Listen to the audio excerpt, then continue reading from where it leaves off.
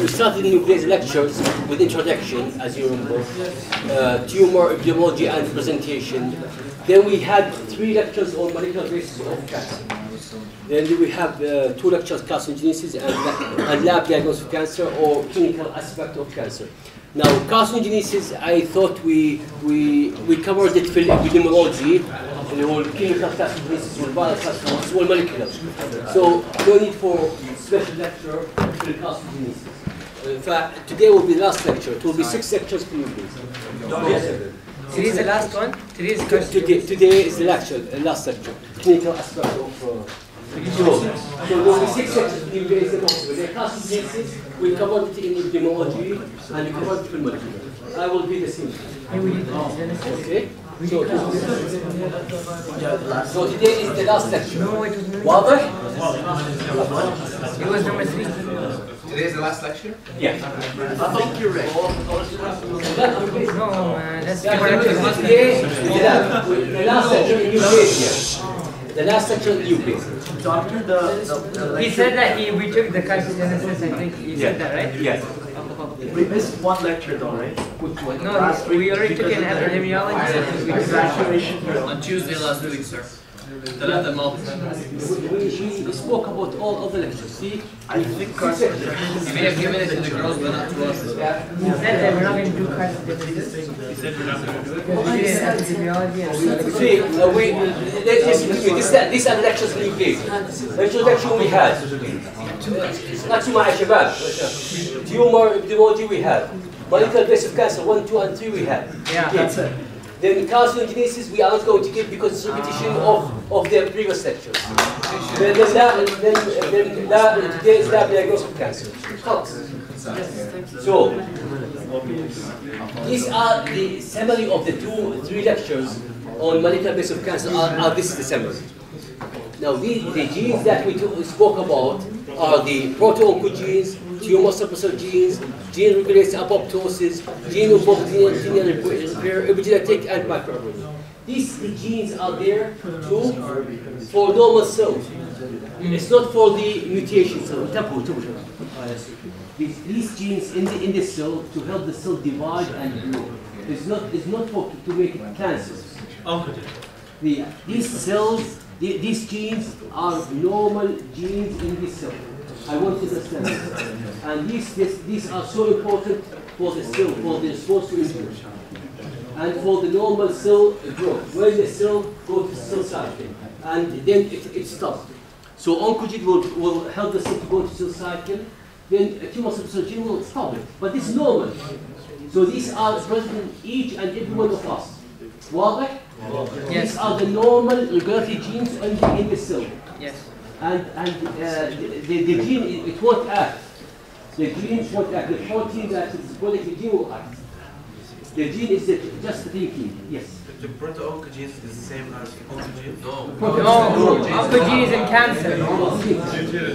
So we said normal regulatory genes.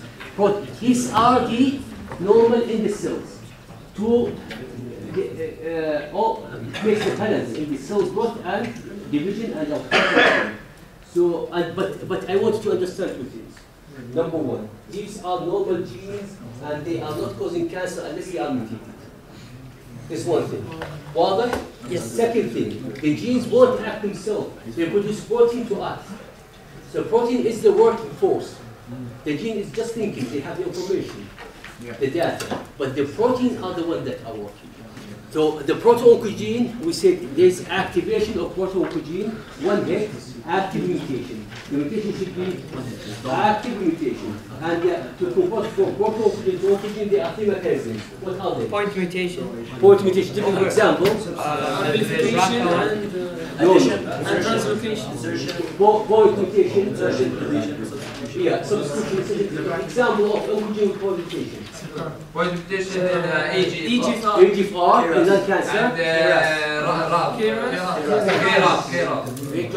KRAS. So EGFR in lung cancer and KRAS in which cancer? GI, pancreas, and lung. And pancreas. So point mutation. And the other thing. Overexpression. Amplification. Overexpression. Amplification. Amplification. Example. HER2. HER2 breast cancer. شباب ركزوا معنا. Amplification. HER2 breast cancer. Take mechanism. Translocation. Translocation. Give an example. Classification. Yeah. Chronic myeloid leukemia, CML. Follicular lymphoma. Merkel lymphoma. What's the Merkel lymphoma? 8. BCL. C minus. Oh, and follicular lymphoma. What's the BCL2. BCL2. Which pathway? Intrinsic pathway of apoptosis.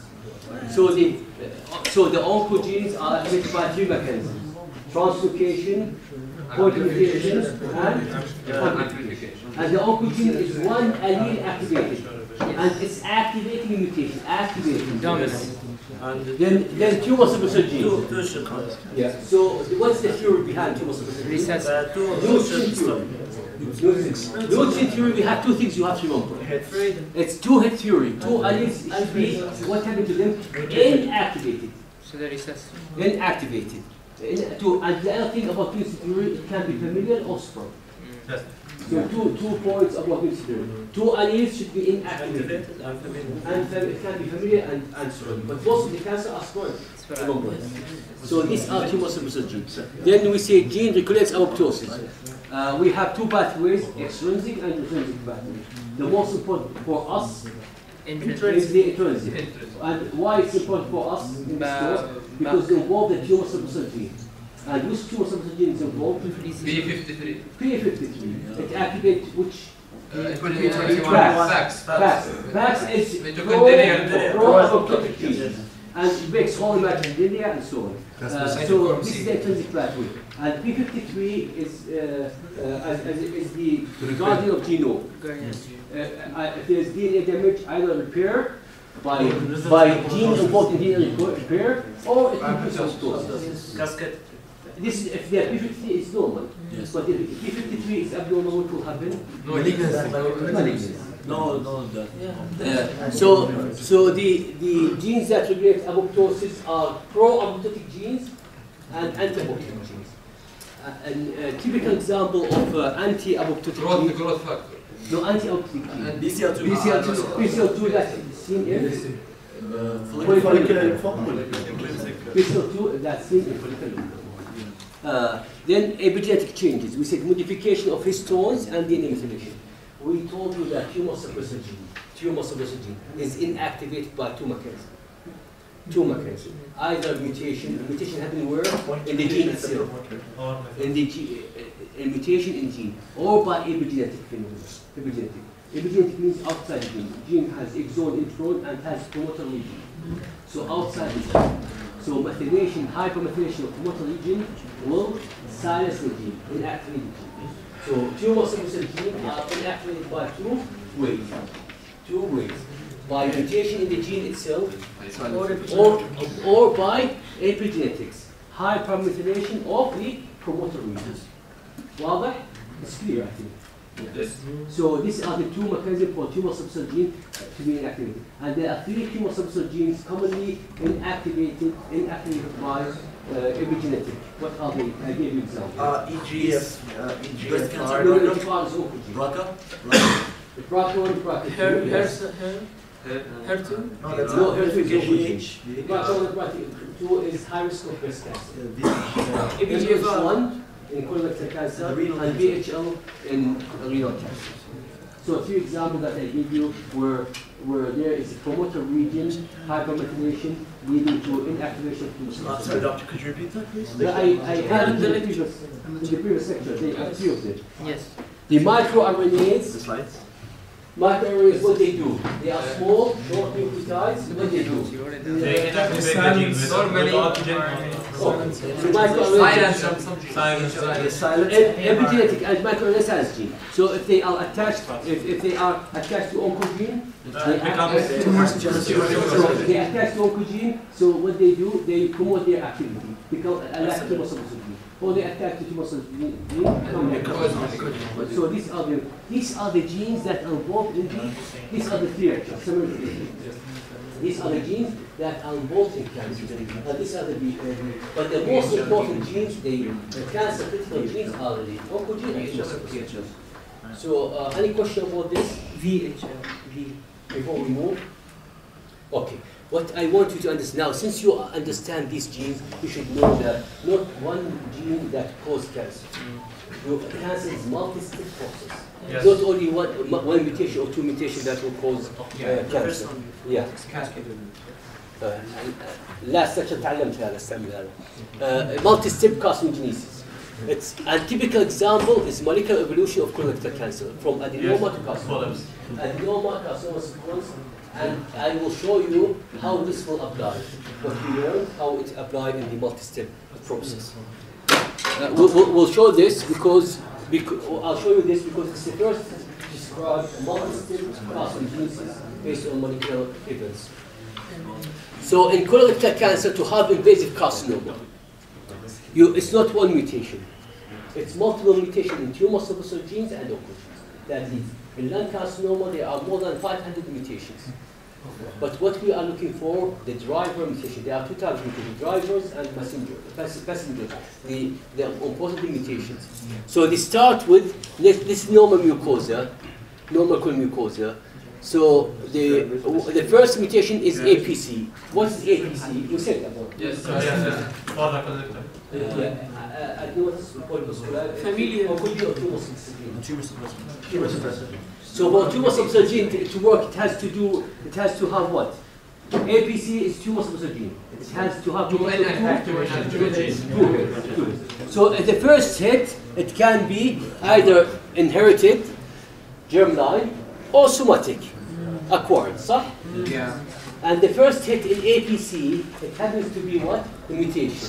The mutation happens where? In the gene. The gene. And the mutation we said, either substitution, or deletion, or silent.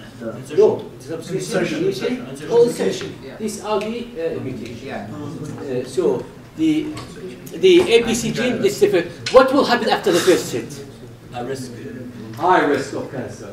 So after the first hit of the APC, the patient won't have cancer.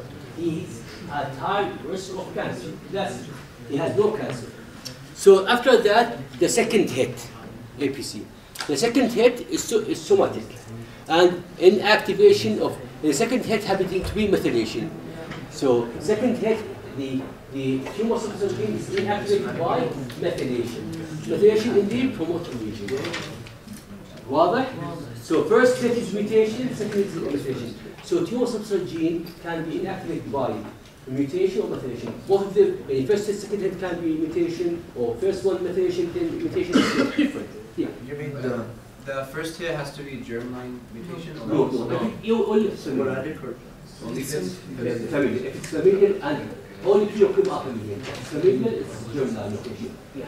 Is it possible to have to inherit two mutated genes from the parents, like germline? No, one. Yeah, one. Tumor suppressor gene 1. So واضح. So the first colorectal cancer is AP gene, adenomatous polyposis gene, and first hit is either if it's familial is germline, if it's sporadic is somatic, then second hit is methylation. Then after that the KRAS. What is KRAS? What's the best one? And